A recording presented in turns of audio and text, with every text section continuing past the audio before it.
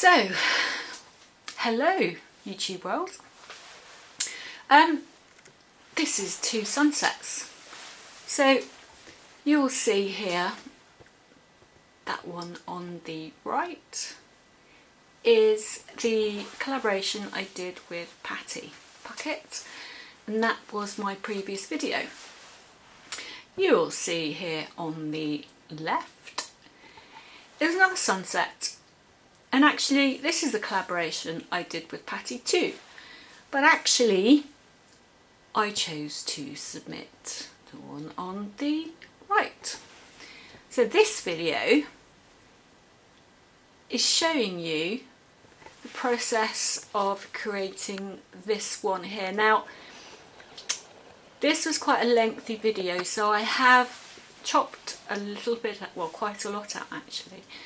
Because what happened was it just became overrun with cells. I love that bit at the bottom there. I've actually added some brushwork, but very subtly, some foreground detail just in black there to create some more depth. You've got the hills rolling in the background and the fiery sunset. But that area there, I actually used a balloon and rolled over the top, and that's the part that I didn't show in the video, because as you look up you can see that there is so many cells there. Let's just go in closer, and that's what the whole painting looked like. So I had to do something about that. I love the milk, that's the milk paint there, and the clouds, that's great. But I did torch this painting, which obviously brought all the cells up. This one here, I didn't torch. Go out of focus. The cells still kind of grew and grew. I've got a couple of molars there, you see. But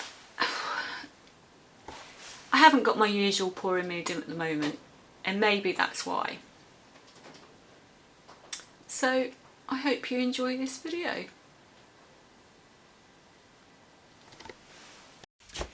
So, before you see a lot of colours, but actually it really isn't. And as you can see, they range from dark to light and then dark again. So these here are my sunset colours, and these are my land colours.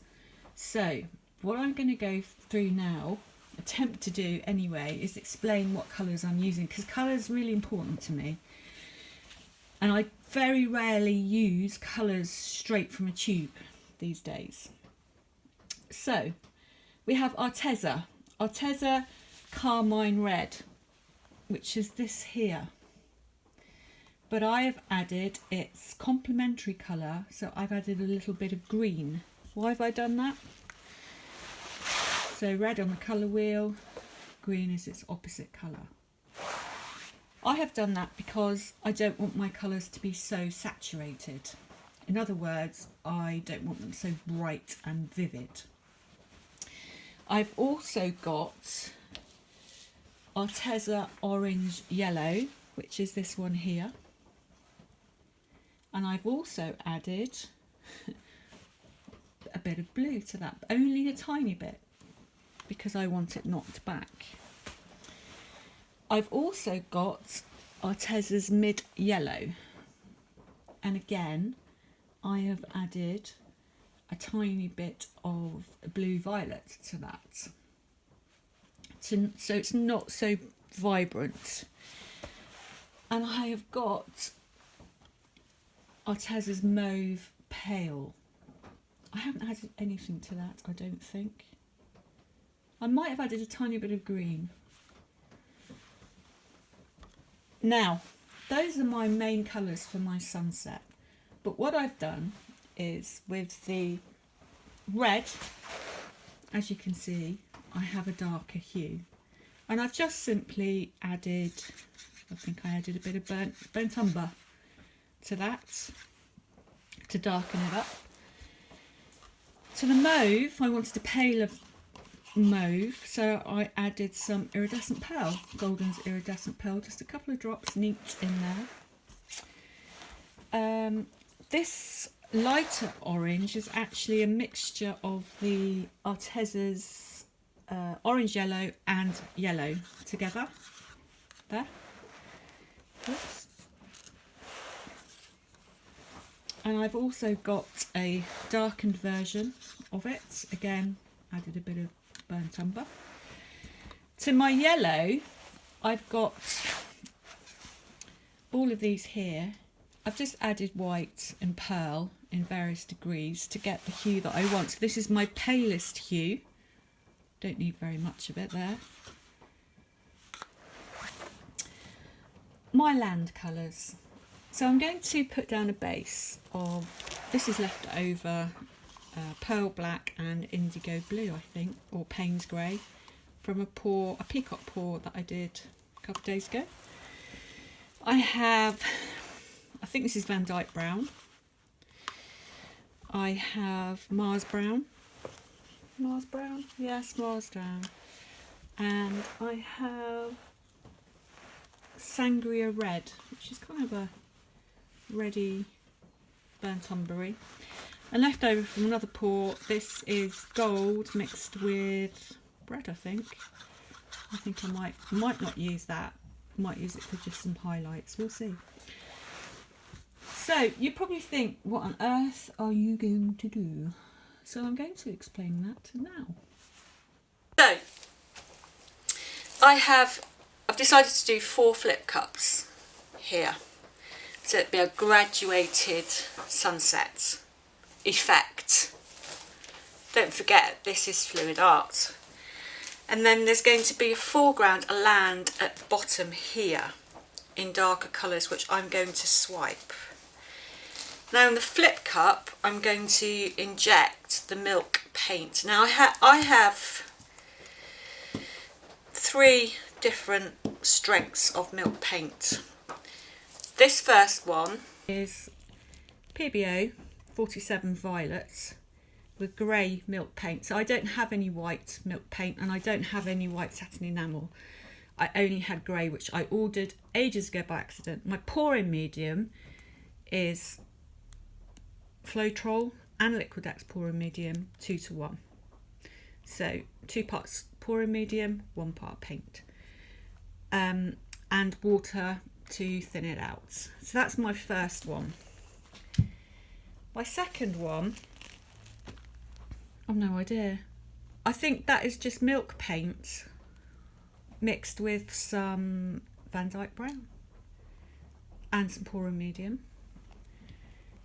And then Patty said to me, you won't get much effect if you just use milk paint like that. So this is milk paint and pouring medium with some house paint.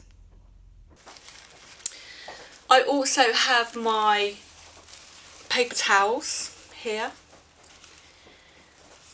strips, and I also have my cut down plastic, various shapes and sizes, just for the finishing touches. I also have, which I nearly forgot about, is my Heather Maiden bloom. You can put your, as you can see this is well used, you can put your thumb in there, grab it. She's got a video on how to make that. I'm just going to quickly do another one of these, but a lot smaller. So anybody that knows me and has watched my videos, you'll notice that I've had a really good clean up and a good tidy up because I am such a messy person and my studio is normally just such a mess. But every now and then I think, tidy studio, tidy mind, and it does help you mentally to have a really good tidy up. So that is what I've done. You also see a lot of polythene everywhere, which everybody everywhere is running low on supplies. We are in the UK, it's very difficult to get hold of canvases, it's very difficult to go down to B&Q, Home Depot, because they're all shut. And my pouring table that I protect with my life is normally covered in polythene, and I couldn't get any, and I just happened to look underneath my desk and I found a box of these plastic bags that I've had for about 20 years. So I'm cutting them up and using them. So before you think I've gone out and bought a load of plastic, I haven't. Right, so I'm working on the rule of thirds. I'm going to start off 1, 2, 3. So the base is going to be my land, round about here. I'm just going to cover it in a solid colour.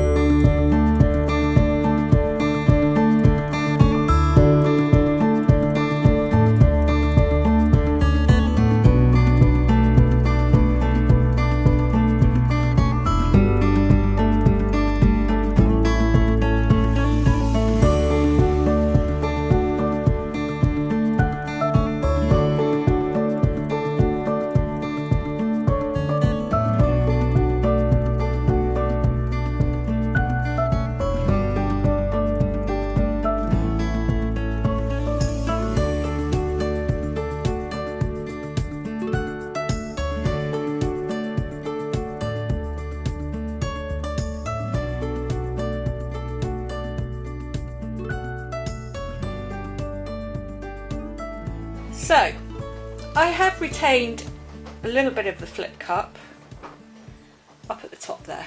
Let me just get a bit higher on the ladders.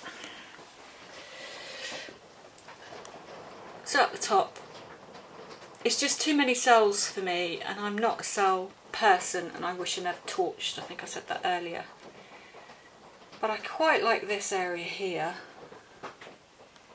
And you can see on the horizon there, just breaking up with the flowers, because the blue began to come out. See that there? The hills and the silhouettes. It's beautiful. A flaming sky.